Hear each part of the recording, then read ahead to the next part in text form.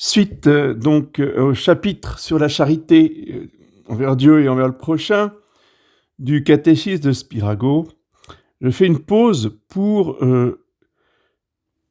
développer la véritable notion catholique de la charité. Parce que nous sommes, depuis au moins plus d'un siècle, enfin un siècle et demi, déjà au 19e, c'était comme ça, et nous avons une fausse idée, une fausse conception de la charité, qui fait que dès que nous discutons, que nous polémiquons, que nous ne sommes pas d'accord sur des questions doctrinales, sur des questions de vérité, sur des questions de position théologique, tout de suite, vous voyez, on vous sort la tarte à la crème, vous manquez de charité, vous ne respectez pas les autorités, etc., etc. Alors, avant de lire les chapitres de Don Sarda I Salvani dans son livre que tout le monde devrait avoir lu, Le libéralisme est un péché, et je veux tout de suite poser comme principe que discuter des idées, discuter des positions théologiques, argumenter, réfuter, rejeter, on dit on n'est pas d'accord, on n'est pas d'accord, ça n'est pas du tout manquer de charité. Et, qu'on ne soit pas d'accord, ça n'a rien à voir avec la charité. Et que pour, justement, que la charité s'exerce d'une manière paisible, vous voyez, eh bien, il faut être d'abord et premièrement unis dans la vérité, dans les idées, dans la doctrine, dans les positions théologiques. Et sinon, forcément, après, il y a des sources de conflit. Alors, il faut faire des efforts. C'est pas pour ça qu'on n'a pas la charité, c'est que c'est plus difficile. On n'est pas d'accord, bon, il faut surmonter les désaccords pour garder la charité. Mais c'est pas parce qu'on n'est pas d'accord qu'on n'a pas la charité. Donc ça, il faut vraiment se remettre ça dans les idées, je dirais, en ordre. Sinon, on ne peut pas avancer. Si dès qu'on n'est pas d'accord et qu'on avance des arguments, on manque de charité, là, c'est fini, c'est terminé. Voilà, donc chapitre 21 du livre Le libéralisme est un péché, intitulé De la saine intransigeance catholique opposée à la fausse charité libérale. On nous jette perpétuellement à la face notre prétendu manque de charité. Eh bien, puisqu'il en est ainsi, nous allons répondre nettement à ce reproche qui est pour plusieurs en ce sujet le grand cheval de bataille. S'il ne l'est pas, du moins sert-il de parapet à nos ennemis, et comme le dit très spirituellement un auteur, oblige-t-il gentiment la charité à servir de barricade contre la vérité. Mais d'abord, que signifie le mot charité ? La théologie catholique nous en donne la définition par l'organe le plus autorisé de la propagande populaire, le catéchisme, si plein de sagesse et de philosophie. Cette définition, la voici. La charité est une vertu surnaturelle qui nous incline à aimer Dieu par-dessus toute chose et le prochain comme nous-mêmes pour l'amour de Dieu. Aussi, après Dieu, nous devons aimer le prochain comme nous-mêmes, et cela non d'une manière quelconque, mais pour l'amour de Dieu, et par obéissance à sa loi. Et maintenant, qu'est-ce qu'aimer ? Aimer, c'est vouloir le bien à celui qu'on aime. À qui la charité commande-t-il de vouloir le bien ? Au prochain. C'est-à-dire, non à tel homme seulement, mais à tous les hommes. Et quel est ce bien qu'il faut vouloir pour qu'il en résulte véritable amour ? Premièrement, le bien suprême, qui est le bien surnaturel. Immédiatement après, les biens de l'ordre naturel, qui ne sont pas incompatibles avec lui. Tout ceci se résume dans la phrase « pour l'amour de Dieu ». Il suit de là qu'on peut aimer le prochain, bien et beaucoup, en lui déplaisant, en le contrariant, en lui causant un préjudice matériel, et même en certaines occasions en le privant de la vie.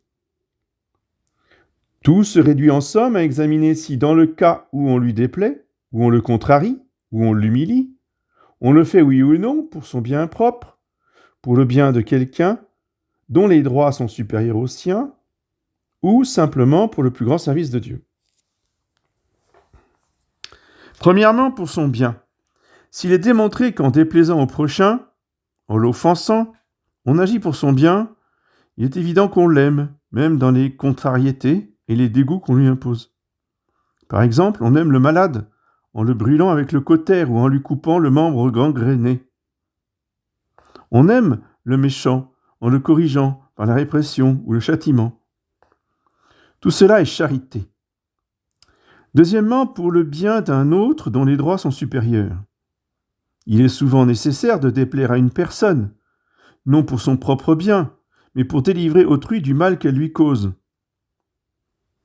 C'est alors une obligation de charité que de défendre l'attaqué contre l'injuste violence de l'agresseur. Et on peut faire à l'agresseur autant de mal que l'exige la défense de l'attaqué. C'est ce qui arrive lorsqu'on tue un brigand aux prises avec un voyageur. En ce cas, tuer l'injuste agresseur, le blesser et le réduire de toute autre manière à l'impuissance, c'est faire acte de véritable charité. Troisièmement, pour le service dû à Dieu. Le bien de tous les biens est la gloire divine, de même que Dieu est pour tout homme le prochain de tous les prochains. Par conséquent, l'amour dû à l'homme en tant que prochain doit toujours être subordonné à celui que nous devons tous à notre commun Seigneur. Pour son amour et donc pour son service, si c'est nécessaire, il faut déplaire aux hommes, les blesser, et même, toujours si c'est nécessaire, les tuer. Remarquez bien toute l'importance des parenthèses s'il est nécessaire. Elles indiquent clairement le seul cas où le service de Dieu exige de tels sacrifices. De même que dans une guerre juste, les hommes se blessent et se tuent pour le service de la patrie, ainsi peuvent-ils se blesser et se tuer pour le service de Dieu. De même encore que l'on peut, en conformité avec la loi, exécuter des hommes à cause de leurs infractions au code humain, on a le droit, dans une société catholiquement organisée, de faire justice des hommes coupables d'infractions au code divin. Dans ces deux cas, non, dans ceux de ces articles obligatoires, enfin extérieurs. C'était toute la politique, entre guillemets, donc l'organisation, si vous voulez, de la Sainte Inquisition. Tous ces actes, bien entendu, quand ils sont justes et nécessaires, sont des actes vertueux et peuvent être commandés par la charité. Donc il faut maintenir, soutenir, défendre que la Sainte Inquisition était commandée par la charité. C'est moi qui rajoute. Le libéralisme moderne ne l'entend pas ainsi, ce en quoi il a tort. De là vient qu'il se fait et donne une notion fausse de la charité à ses adeptes. Par ses apostrophes et ses accusations banales d'intolérance et d'intransigeance sans cesse renouvelées, il déconcerte même des catholiques très fermes. Notre formule à nous est pourtant bien claire et bien concrète. La voici. La souveraine intransigeance catholique n'est autre que la souveraine charité catholique. Cette charité s'exerce relativement au prochain quand, dans son propre intérêt, elle le confond, l'humilie, l'offense et le châtie. Elle s'exerce relativement à un tiers quand, pour le délivrer de l'erreur et de sa contagion, elle en démasque les auteurs et les fauteurs, les appelant de leur vrai nom, méchants, pervers, les vouant à l'horreur, au mépris, les dénonçant à l'exécration commune, et si cela est possible, aux ailes de l'autorité sociale chargée de les réprimer et de les punir. Elle s'exerce enfin relativement à Dieu, quand pour sa gloire et son service, il devient nécessaire d'imposer silence à toutes les considérations humaines, de franchir toutes les bornes, de fouler aux pieds tout respect humain, de blesser tous les intérêts, d'exposer sa propre vie et toutes les vies dont le sacrifice serait nécessaire à l'obtention d'une si haute fin. Tout cela est pure intransigeance dans le véritable amour et par conséquent souveraine charité. Les types de cette intransigeance sont les héros les plus sublimes de la charité, comme l'entend la vraie religion. Et parce que de nos jours, il y a peu d'intransigeants véritables, il y a aussi peu de gens véritablement charitables. La charité libérale, à la mode actuellement, est condescendante, affectueuse, tendre, sentimentale dans la forme, mais au fond, elle n'est que le mépris essentiel des biens véritables de l'homme, des suprêmes intérêts de la vérité et de Dieu. Chapitre 22e. De la charité dans ce qu'on appelle les formes de la polémique, si les libéraux ont raison en ce point contre les apologistes chrétiens. Ce n'est pas là toutefois le terrain sur lequel le libéralisme tient avant tout à livrer bataille. Il sait trop bien que dans la discussion des principes, il aurait à subir une irrémédiable défaite. Il préfère accuser sans cesse les catholiques de mettre peu de charité dans les formes de leur propagande. C'est même là-dessus, comme nous l'avons dit, que certains catholiques, bons au fond, mais entachés de libéralisme, essaient ordinairement de prendre pied contre nous. Voyons ce qu'il y a à dire sur ce chef.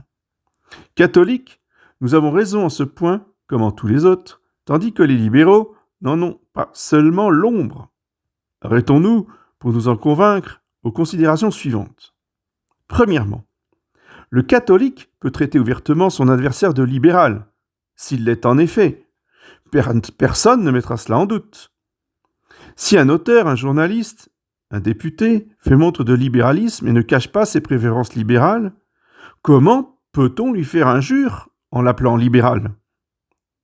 Dire ce que tout le monde sait, ce n'est pas une injure. À plus forte raison, dire au prochain ce qu'il en dit lui-même à chaque instant ne peut justement l'offenser. Combien de libéraux, cependant, surtout dans le groupe des paisibles et des modérés, regardent comme injurieuses les expressions de libéral et d'amis des libéraux que leur adresse un adversaire catholique. Bon alors, évidemment, là c'est moi qui parle, le thème du livre, c'est le libéralisme. Le libéralisme est un péché, donc dont Sarda s'attaque aux catholiques libéraux. Ce qui est très intéressant en soi, et qui est la masse des catholiques qui sont complètement, je dirais, pourris de libéralisme. Mais cela peut s'appliquer aussi à d'autres qui ne sont pas libéraux, voyez, mais qui peuvent être autre chose, voyez. Et c'est pas parce qu'on on les dénonce comme étant ceci ou cela, mais c'est ce qu'ils se réclament tout le temps.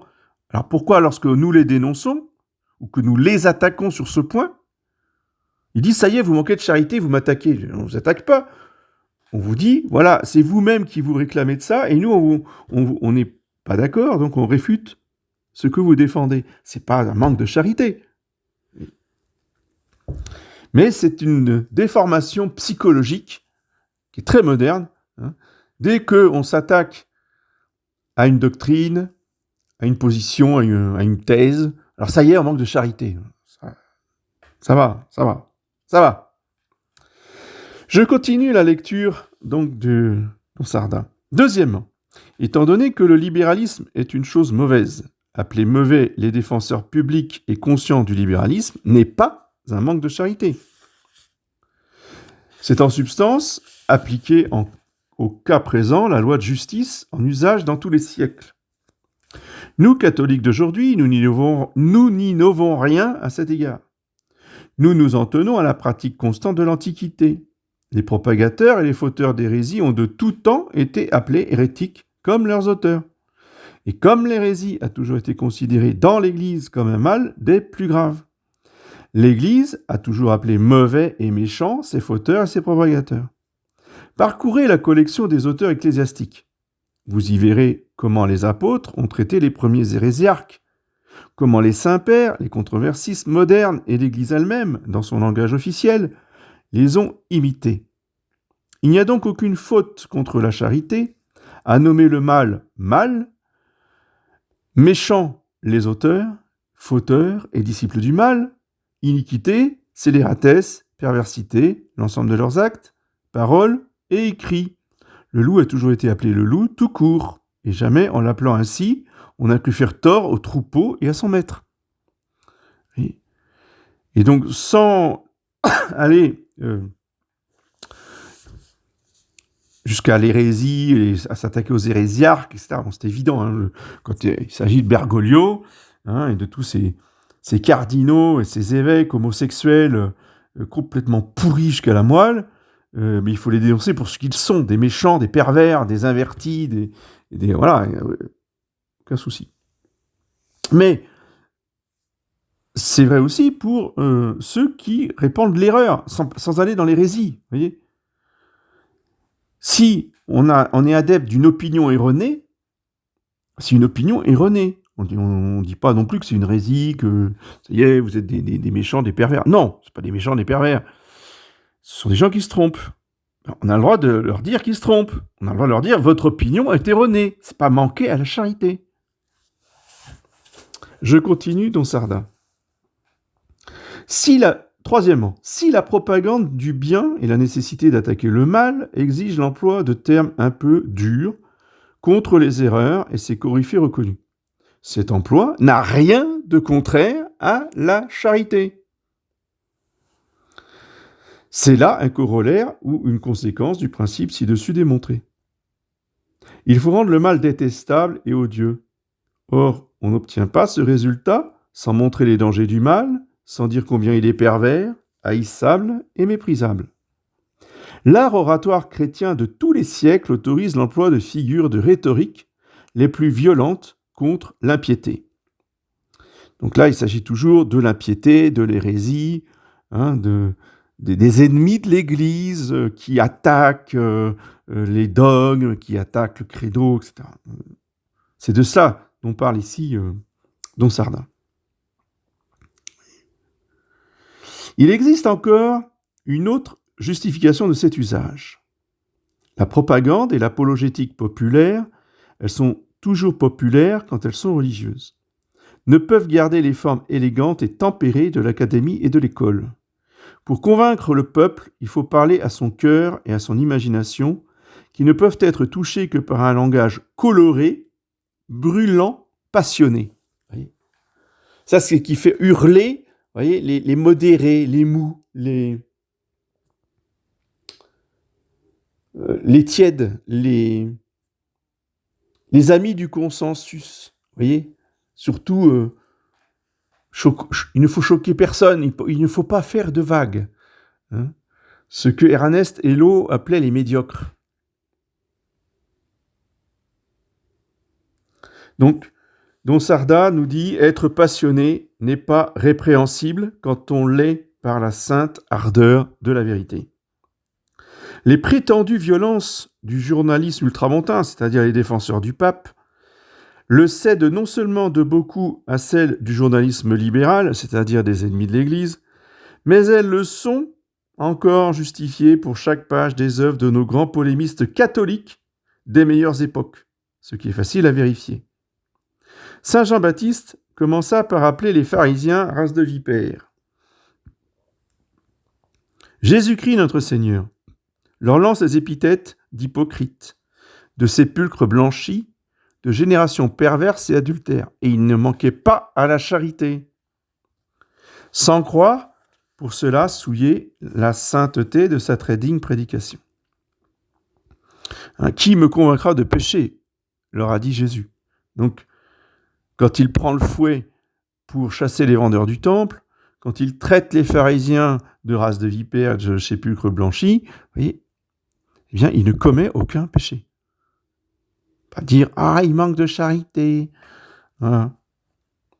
Saint Paul, maintenant, disait que des schismatiques de Crète, qu'ils étaient des menteurs, de mauvaises bêtes, des ventrus feignants. Épître à Tite, chapitre 1. Le même apôtre appelle Élymas le magicien, séducteur, homme rempli de fraude et de fourberie, fils du diable, ennemi de toute vérité et de toute justice. Voilà. Et ça me fait penser, vous voyez, quand saint Paul appelle le magicien là, Élymas, fils du diable, vous voyez, moi j'appelle Bergoglio le fils aîné de Satan. C'est parce que c'est la vérité. C'est l'homme le plus haut sur terre. C'est-à-dire qu'il s'est assis sur le siège de Pierre, qui est le siège du pouvoir suprême dans le monde entier. Donc c'est le fils aîné de Satan. Si nous ouvrons maintenant, dit Don Sarda, la collection des œuvres des pères, nous rencontrerons partout des traits de cette nature. Ils les employèrent sans hésiter à chaque pas dans leur éternelle polémique avec les hérétiques. Bordons-nous à citer quelques-uns des principaux. Saint Jérôme, discutant avec l'hérétique Vigilance, lui jette à la face son ancienne profession de cabaretier. Dès ta première enfance, lui dit-il, tu as appris autre chose que la théologie et tu te livras à d'autres études.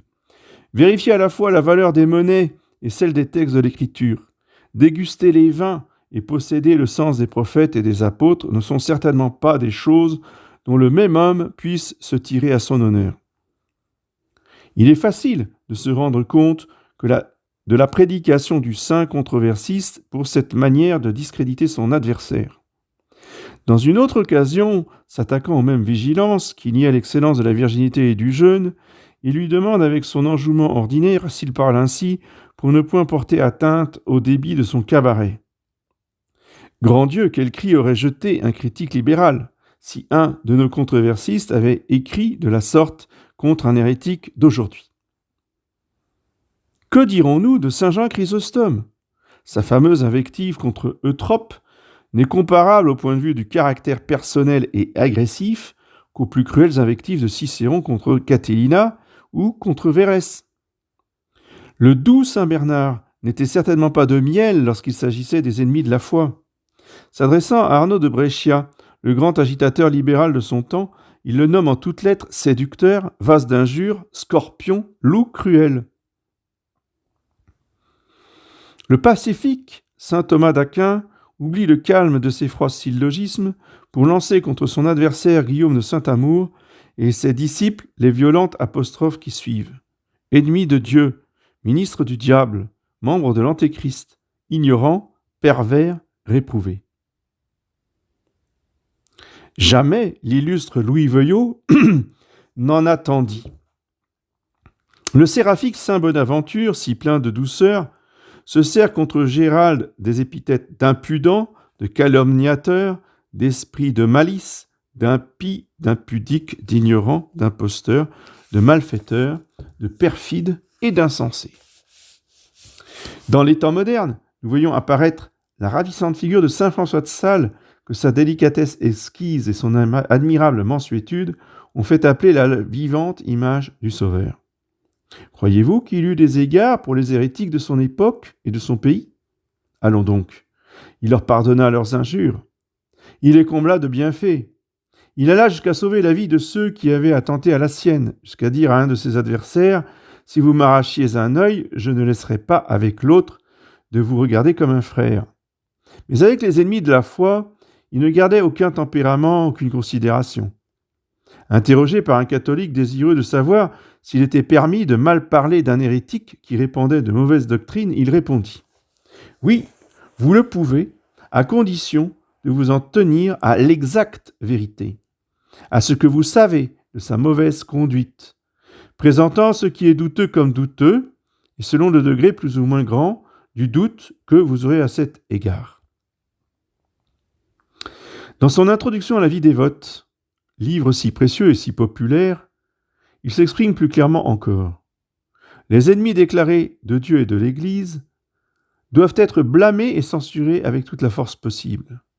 La charité oblige à crier au loup quand un loup s'est glissé au milieu du troupeau, et même en quelque lieu qu'on le rencontre. Serait-il donc nécessaire que nous fassions un cours pratique de rhétorique et de critique littéraire à l'usage de nos ennemis ? En somme, nous venons de dire tout ce qu'il y a de vrai dans la question tant rabattue des formes agressives usitées par les écrivains catholiques, c'est-à-dire par les véritables catholiques antilibéraux. La charité nous défend de faire à autrui ce que raisonnablement nous ne voudrions pas qu'on nous fît à nous-mêmes. Remarquez bien l'adverbe « raisonnablement ». Il renferme tout l'essence de la question. La différence essentielle qui existe entre notre manière de voir et celle des libéraux à ce sujet, consiste en ce qu'ils considèrent les apôtres de l'erreur comme de simples citoyens libres, usant de leur plein droit lorsqu'ils opinent en matière de religion autrement que nous. Par suite, ils se croient tenus de respecter l'opinion de chacun et de n'y contredire que dans les termes d'une discussion libre. Nous autres, au contraire, nous voyons en eux les ennemis déclarés de la foi que nous sommes obligés de défendre. Nous ne voyons pas dans leurs erreurs des opinions libres, mais des hérésies formelles et coupables, ainsi que nous l'enseigne la loi de Dieu. C'est donc avec raison qu'un grand historien catholique a dit aux ennemis du catholicisme « Vous vous rendez infâmes par vos actes, et j'achèverai de vous couvrir d'infamie par mes écrits. » En cette même façon, la loi des 12 tables ordonnait aux viriles générations des premiers temps de Rome « À l'ennemi, point de quartier ».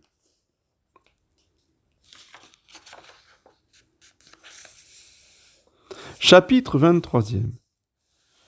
Convient-il, en combattant l'erreur, de combattre et de discréditer la personne qui la soutient ? Passe encore la guerre contre les doctrines abstraites, diront quelques-uns. Mais convient-il de combattre l'erreur, si évidente qu'elle soit, en s'abattant et s'acharnant sur la personne de ceux qui la soutiennent ? Voici notre réponse. Oui, très souvent, il convient non seulement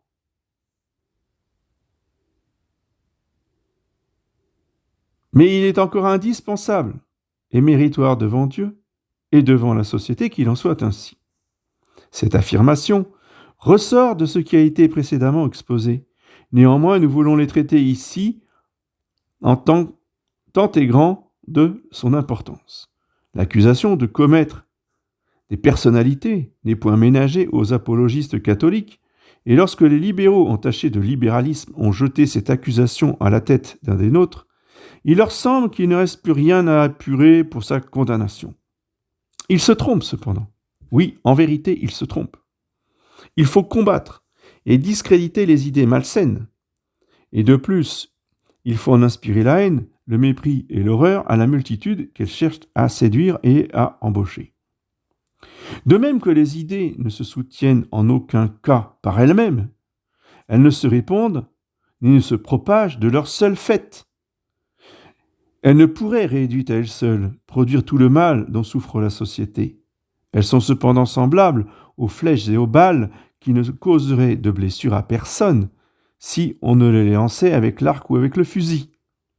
C'est donc à l'archer et au fusillé que doit s'en prendre d'abord celui qui veut mettre fin à leur tir meurtrier. Toute autre façon de faire la guerre sera libérale, tant qu'on voudra, mais elle n'aura pas le sens commun.